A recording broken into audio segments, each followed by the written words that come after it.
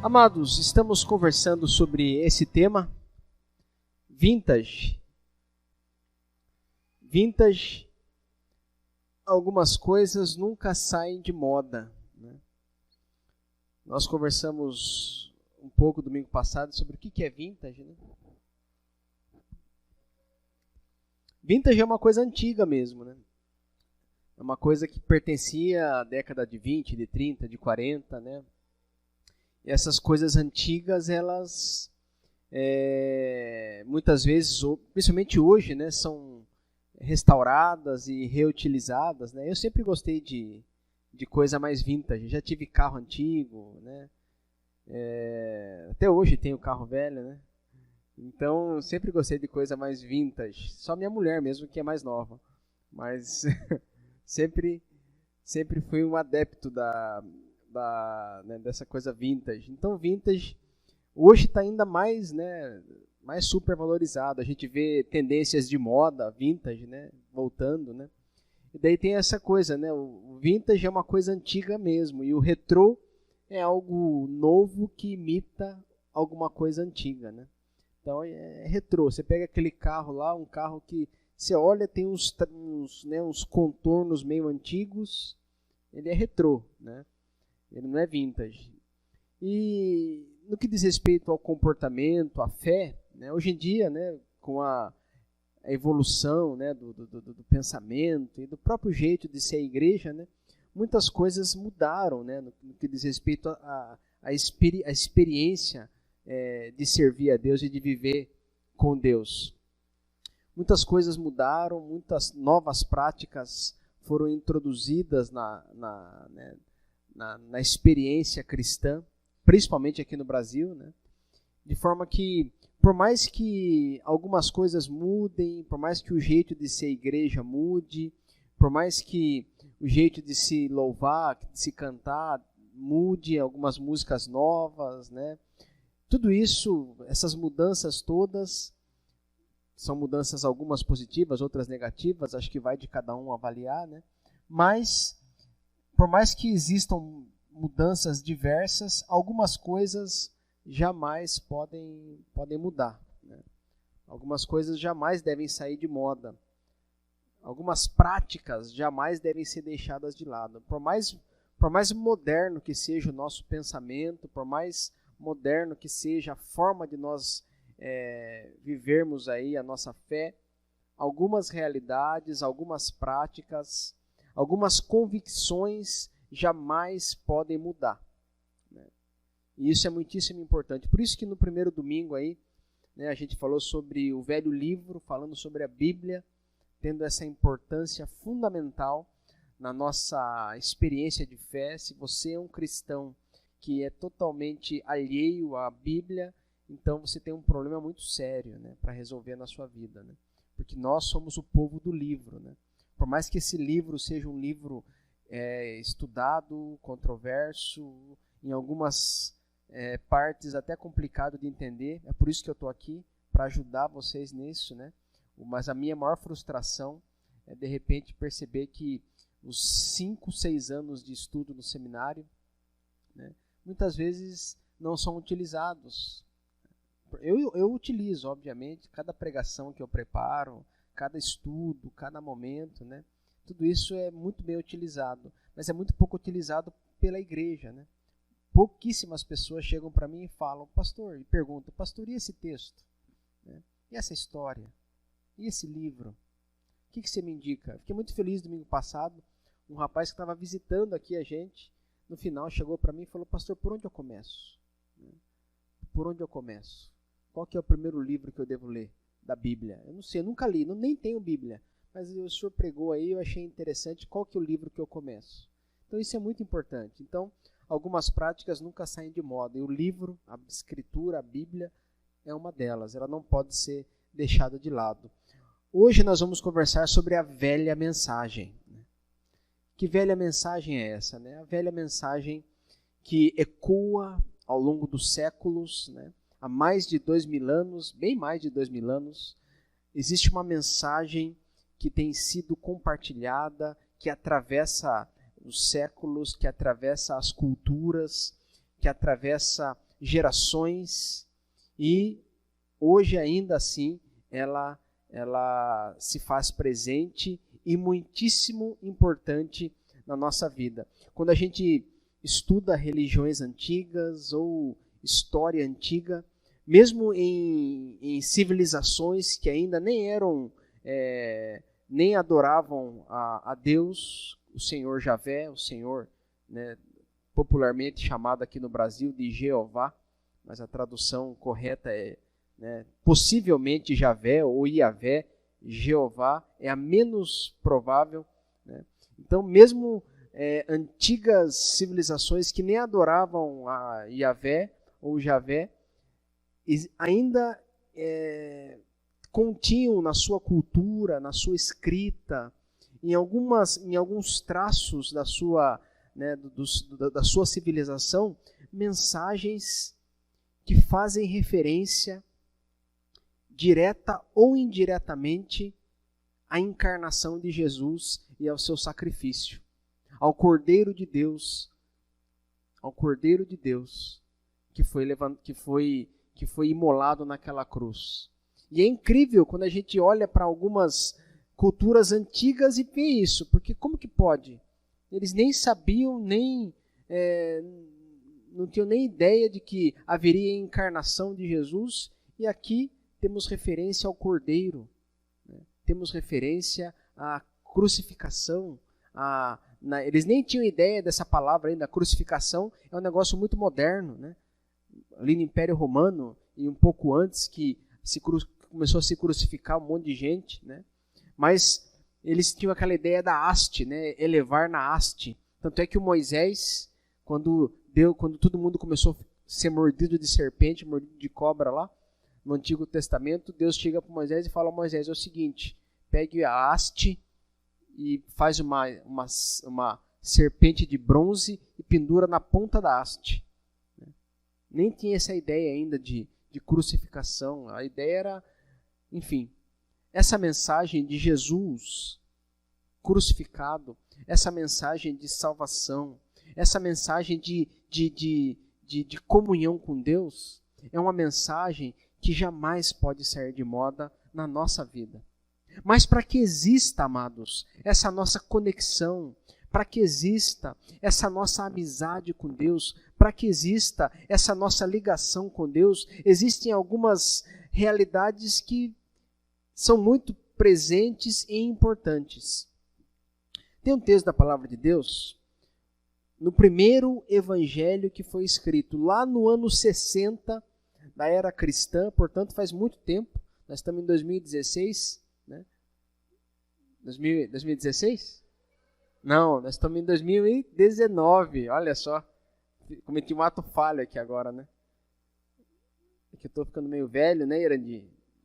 A gente vai ficando meio velho e daí começa a ter esse ato falho, né? Nós estamos em 2019, né?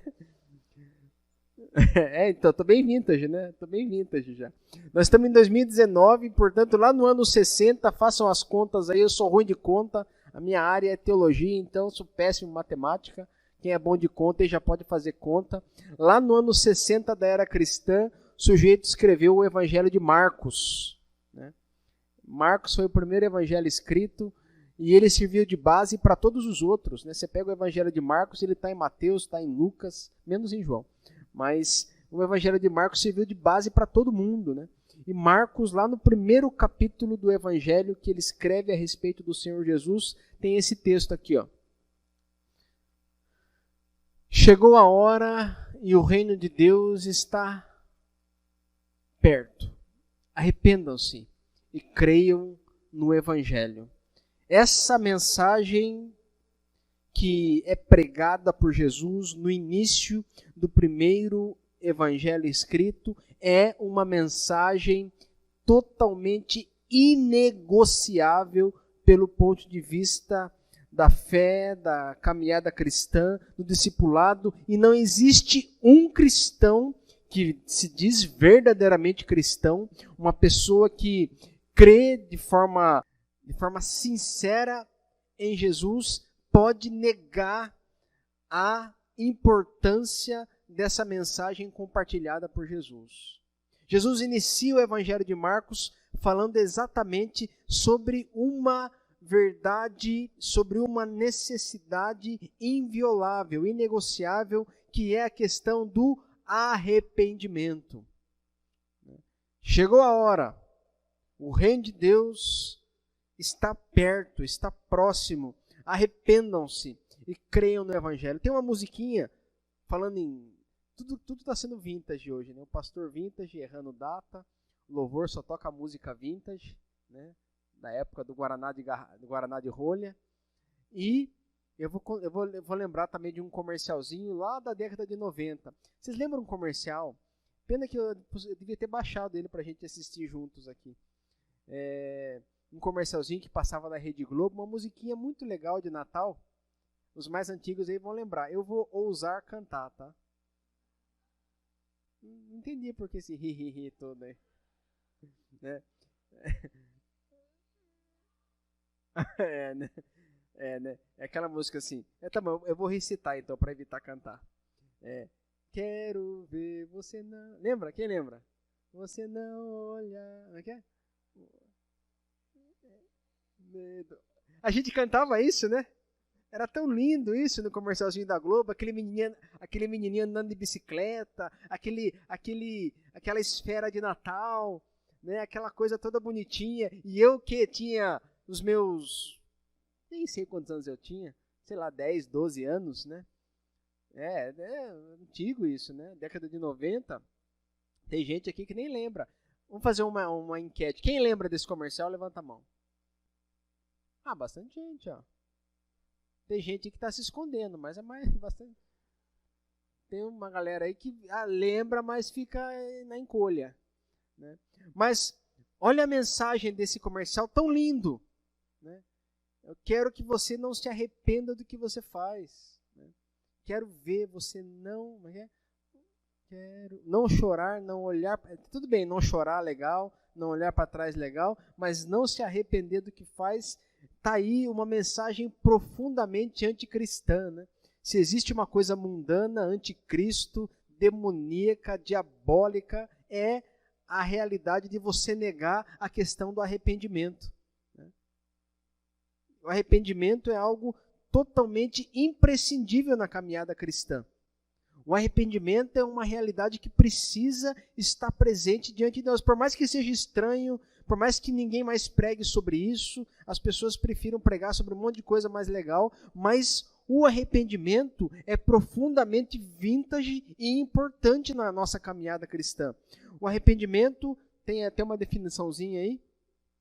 É ação ou efeito de arrepender-se. Remorso, mágoa por ter cometido um mal. Contrição. Era o arrependimento por ter cometido aquele crime que o atormentava. Arrependimento, muito mais do que isso, essa é a definição do dicionário. Indo para uma definição muito mais teológica, arrependimento é muito mais que tristeza. Arrependimento é muito mais que remorso. Arrependimento é um sentimento profundo de tristeza que faz com que você deseje imediatamente mudar aquela atitude ou consertar aquela situação. Não adianta eu falar sobre arrependimento praticando a mesma realidade. Isso não é arrependimento. Isso sim é remorso.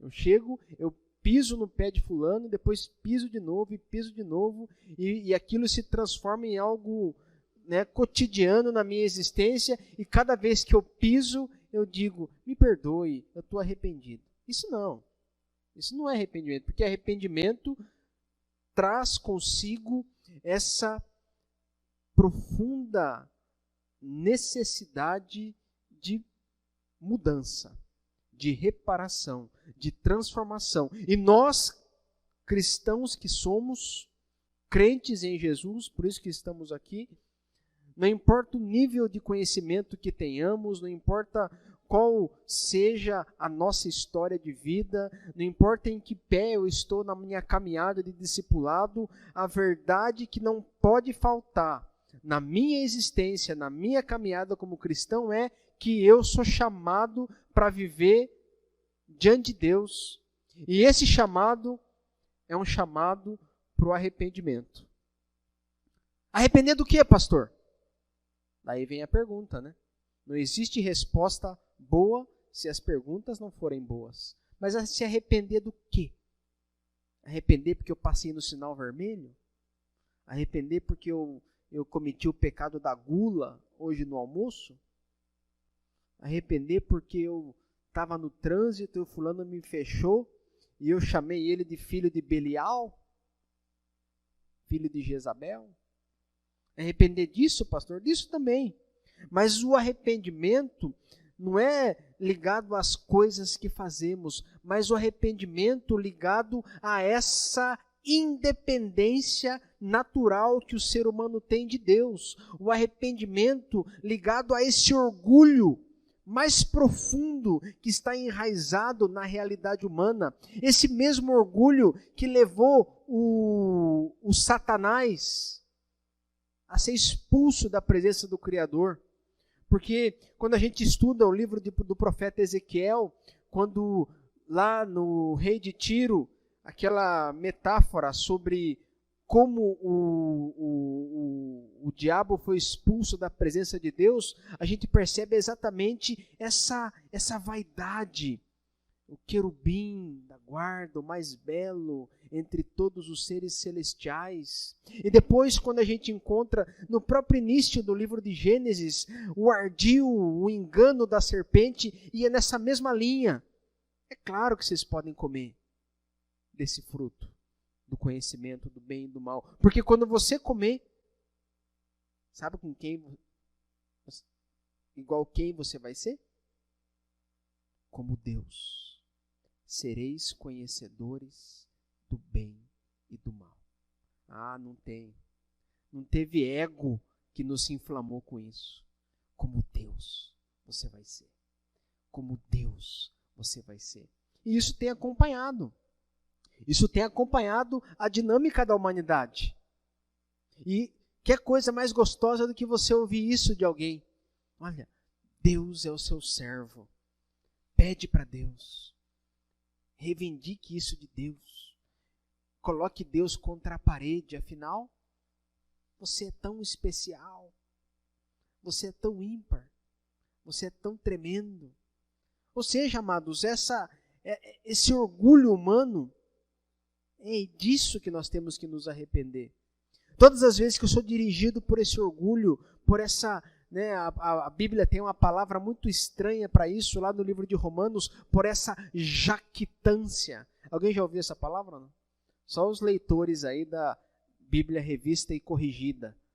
Na da época da Irandi e da Márcia, não tinha essa edição revista e atualizada que tem hoje. Lá na década de 70, a edição era revista e corrigida, não é? E era uma edição antiga da Bíblia. Tinha um monte de palavra bem diferentona, assim. Depois veio a revista e atualizada. Mas na revista e corrigida, tinha ainda lá, porque a jactância... A turma lembrava de jaca, né? Mas o que é jactância? Jactância é esse profundo, esse orgulho mais profundo da realidade humana. Isso é jactância. É aquele orgulho que ninguém vê.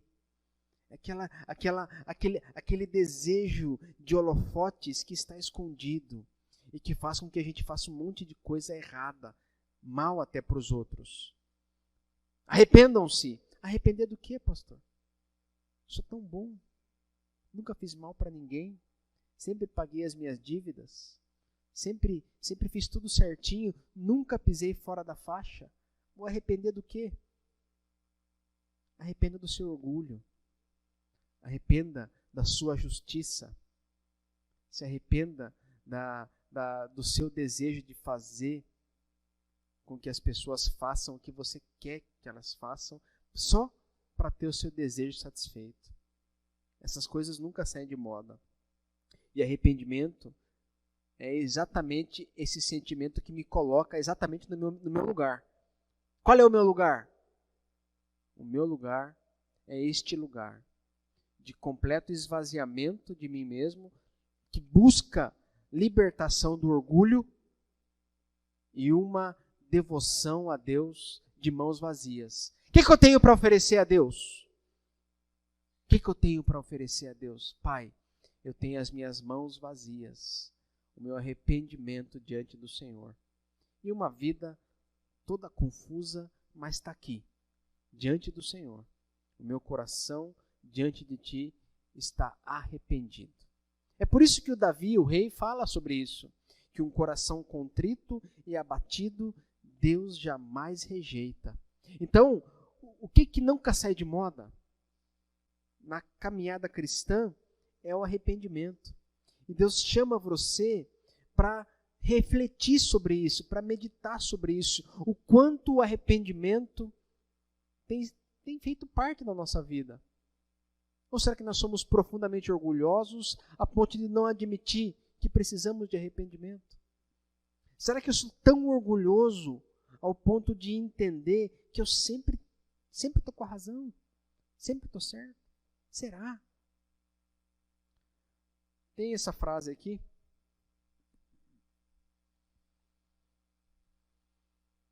Essa é uma verdade. O arrependimento não muda o que já aconteceu. Mas o arrependimento, ele pode mudar o seu futuro. Por quê? Porque quando existe arrependimento verdadeiro, existe conversão. Quando existe arrependimento verdadeiro, existe transformação. Quando existe arrependimento verdadeiro, existe comunhão com o Criador. E quando existe comunhão com o Criador, ninguém fica do mesmo jeito. Diante de Deus, as pessoas são transformadas. Por isso que a gente poderia dizer que quem não se arrepende não se transforma. Não adianta, eu posso chegar aqui pro meu amigo Janderson e falar: Janderson, olha, Janderson, tá errado isso. Ele vai olhar para mim e falou: beleza. Que bom que você informou que está errado isso. Mas vida que segue. Eu posso cansar de falar para ele. Não vai adiantar nada eu ficar gastando o meu vernáculo com ele se não houver arrependimento. Porque o arrependimento é que vai trazer a transformação. Se Deus agir no coração, se Deus trouxer através do Espírito, aliás, qual que é a função do Espírito Santo, de acordo com a Escritura? O Espírito Santo, ele vem justamente para convencer. O Espírito Santo não veio para nos trazer dons simplesmente, para fazer com que a gente ficasse feliz, para que eu falasse em outras línguas, né? Para que eu tivesse dons especiais. O Espírito Santo, sendo este consolador, ele veio para convencer do pecado, da justiça e do juízo. Essa é uma das funções aí do Santo Espírito de Deus. Por isso que se eu gastar o meu vernáculo, o meu vocabulário com o Janderson, é vazio. Agora, se Deus agir, daí sim. Se o Espírito trouxer arrependimento, daí sim.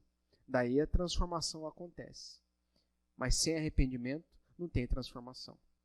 Sem arrependimento, não tem mudança de vida. Sem arrependimento, não tem cristianismo. Sem arrependimento, não tem crescimento do discipulado. Viveremos sempre na mediocridade da fé. Por isso que o chamado do Evangelho é para o arrependimento. Por isso que a mensagem de Jesus é exatamente essa: arrependei-vos e creiam. É fora de moda? É chato? É uma mensagem que ninguém mais prega? É, mas não sai de moda, porque é a essência. Não tem como mudar a essência das coisas. Por isso, amados, que o nosso chamado é para esse arrependimento. Agora, a mensagem de Jesus continua, né? Ele diz aí: arrependam-se e creiam no quê? Evangelho. O que é evangelho? Tá aí, já está exposto para vocês. Evangelho é uma palavra grega que, traduzindo literalmente, diz boa notícia. É o euangelion, é a boa notícia, é a boa nova. É algo fantástico que é compartilhado. Mas qual que é essa boa notícia? Qual que é essa boa nova? Arrependam-se e creiam no Evangelho. Arrependam-se e creiam nessa boa notícia. Que boa notícia é essa? É exatamente a notícia de que Ele veio, Jesus, e caminhou conosco. Ele veio, Jesus, e habitou conosco. Ele se transformou naquela velha profecia do livro de Isaías. Ele é o Emanuel, o Deus conosco. E não só para caminhar conosco e nos ensinar uma nova filosofia de vida. Muita gente crê assim, sabia? E isso é profundamente errado. Porque o Gandhi fez isso também. O Gandhi também fez isso. Ensinou uma excelente filosofia de vida. O Buda fez isso também. Ensinou uma excelente filosofia de vida. E muitos outros gurus e líderes foram fantásticos, pessoas incríveis, e ensinaram lindas filosofias de vida. E tem muita gente que também ensina isso. Jesus veio para nos ensinar uma nova forma de enxergar a vida. Está errado! Está errado. Ele veio para isso sim, mas também veio para ir até a cruz. E não só para ir até a cruz sozinho, mas para nos levar à cruz. O que acontece na cruz? Morte. Morte. Ressurreição logo em seguida. E essa realidade de morte e ressurreição se aplica à nossa vida. Por isso Jesus não é um guru, simplesmente um guru que veio para nos ensinar algo legal. Ame o seu próximo, dê a outra face, entregue a outra capa, caminhe mais uma milha. Essas coisas legais do Sermão da Montanha. Muito mais que isso. Ele veio nos dar natureza capaz de fazer isso. E na cruz é isso que acontece. Na cruz ele morre, ele ressuscita. Na cruz, você e eu somos chamados para morrermos e também ressuscitarmos. Nova vida, novo recomeço. Esse é o Evangelho. É o Evangelho do novo nascimento, Evangelho da nova vida. Não é à toa que o livro de Colossenses fala isso lá. Morrestes, vocês morreram, mortos, e agora a vossa vida está oculta com Cristo em Deus. Nós somos chamados para esse morrer diário diante de Deus, amados. E a mensagem de Jesus, que ecoa através dos séculos, é exatamente essa.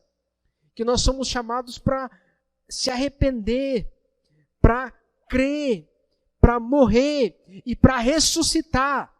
É isso, essa é a mensagem que nunca pode sair de moda na minha vida. Nem que eu tenha que morrer todo dia e ressuscitar todo dia em novidade de vida, crendo naquilo que Jesus fez na cruz. Claro que o novo nascimento ele acontece uma única vez, pela fé.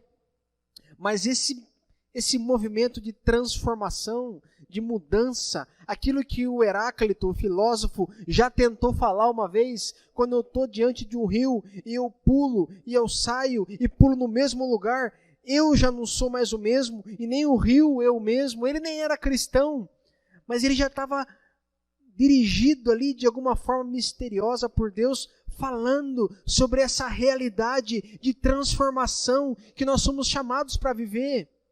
Você não vai ser o mesmo na hora que sair daqui, assim como não vai ser mais o mesmo amanhã.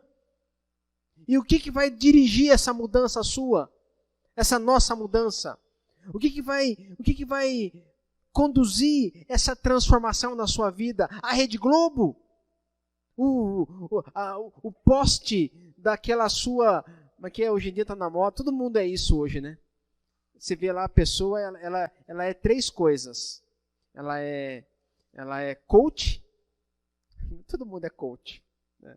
Ou ela é digital influencer, que é influenciadora digital, e tem mais uma coisa que é, como é que é?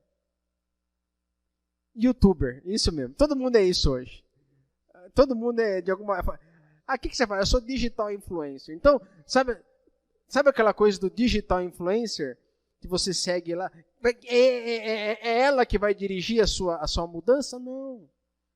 É por isso que o chamado do evangelho é importante.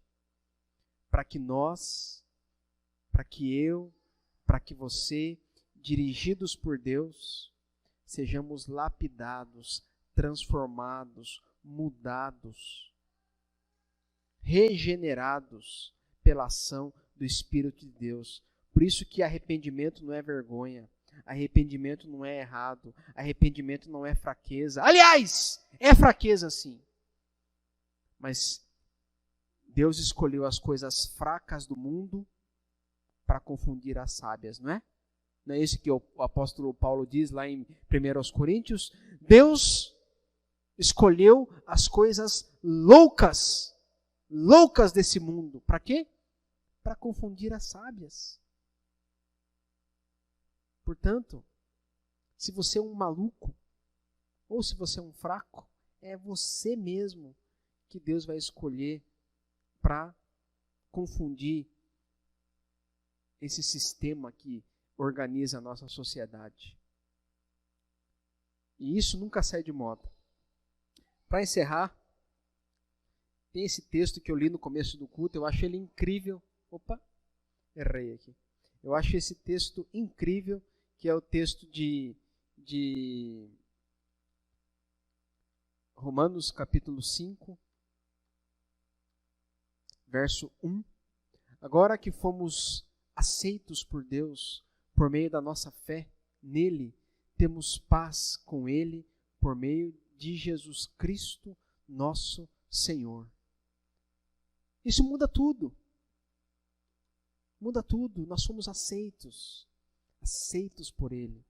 Você e eu fomos por ele aceitos. E já que por ele fomos aceitos, que por ele fomos acolhidos, já que esse é o milagre da fé, entendeu? Tem muita gente que entende a fé de forma diferente, de forma equivocada. Ah, eu tenho fé, e por causa da minha fé, eu vou viajar para Londres. Ah, mas é frio também, né? Melhor não. Vou para Miami. Melhorou. Já que eu tenho fé, eu vou para Miami Beach. Viver a vida sobre as ondas. Vou ser artista de cinema. O meu destino é ser star. Lembra da música? Quem lembra dessa música? Ó, você é vintage, apesar da pouca idade. Né? Então, será que fé é para isso? Será que fé... Gente, presta atenção. A frase daquele pastor norte-americano. Se você acha que fé é para que Deus dê aquilo que você precisa, então você não entendeu nada. Fé é exatamente esse processo que me leva na direção de Deus e que me dá condições de viver diante dele aceito, recebido, pleno. E não para que eu tenha um carro novo, simplesmente. Então, fé me dá condições de ser aceito por Deus e, através dessa aceitação, ter algo muito precioso, que pouca gente tem hoje em dia, sabia? Que é paz. Paz, mesmo em meio à guerra. Paz, mesmo em meio à turbulência da vida. Paz, mesmo nas maiores dificuldades da existência. Tem esse sujeito aí, ó. Talvez vocês não conheçam ele. Esse chinês, Watmani, tem alguns livros escritos, e dentre eles um livro fantástico que se chama Vida Cristã Normal. O Watmani, ele viveu sobre o regime de Mao Tse Tung, na China comunista. foi convertido ao cristianismo cedo, lá com seus 19 anos, na universidade. E depois teve aquelas mudanças todas no regime chinês, e ele continuou professando a sua fé em Jesus, mas ser cristão na China comunista era crime, então ele foi encarcerado na prisão. Lá na prisão ele sofreu horrores, né, por conta da sua fé, mas nunca foi tão usado por Deus, mesmo naquele cárcere. Eu quero ler aqui uma frase dele, que diz assim, ó: seguindo minha vida, seguindo minha nova natureza de salvo, já havia muitas mudanças, e todo um planejamento de mais de 10 anos se tornou sem significado, e minhas ambições em uma brilhante carreira já estavam sendo descartadas. A partir daquele dia, com uma inegável certeza do chamado de Deus, eu sabia que deveria ser. Eu sabia qual deveria ser a carreira da minha vida. Eu entendi que o Senhor tinha me escolhido para si, para minha própria salvação e para a glória dele. Ele tinha me chamado para servi-lo, para ser um amigo operário. Quem fala isso foi um cara que morreu, foi preso com 19 anos e morreu com 60 e poucos na prisão. Teve braços, pernas quebradas, nunca abandonou a sua fé cristã. Certa vez, depois de uma surra, de uma sessão de tortura, com o braço quebrado, quem conta essa história é o próprio carcereiro.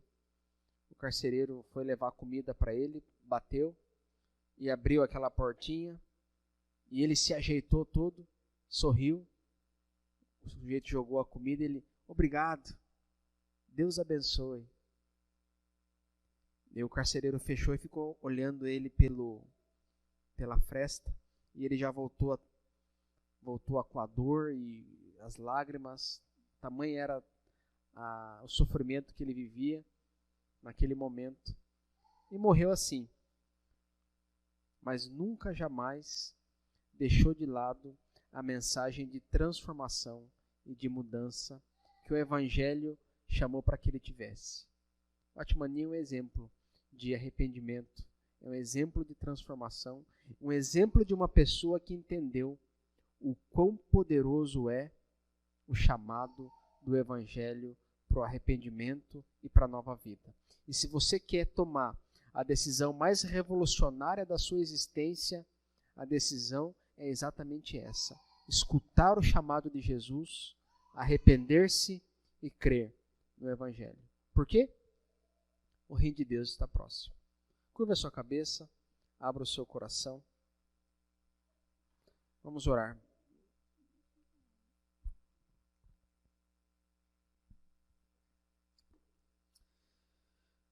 Pai, essa mensagem antiga, muito antiga, falando a respeito de arrependimento, de conversão, de mudança, de transformação.